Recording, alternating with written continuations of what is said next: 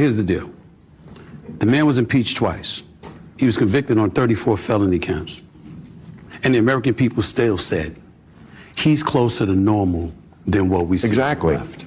That's what they're saying. He's closer to normal. Why? Because something that pertains, when you talk about the transgender community, for example, and you're talking about the issues that pertain to less than 1% of the population, the Democratic Party came across as if that was a priority more so than the other issues. And so he comes into office. Now you're talking about childbirth, citizenship, and what have you. He knows that's not going to pass the mustard, but he knows that he made that promise. So when he shows up week 1 on Capitol Hill and he says, this is what we're going to do through an executive order, even though it's going to be shot down through the courts and what have you, he's saying, I kept my promise. A lot of other things that he's going to point to that he's going to try to do. I kept my promise. Then you turn around and you look at the left and you say, what promises did you keep? Now, you might know the answer to that. I'm certainly not questioning your knowledge about that at all. What I'm saying is what resonated with the voter. What voter out there can look at the Democratic Party at this moment in time and say, there's a voice for us, somebody that speaks for us, that goes up on Capitol Hill and fights the fights that we want them fighting on our behalf. They didn't do that.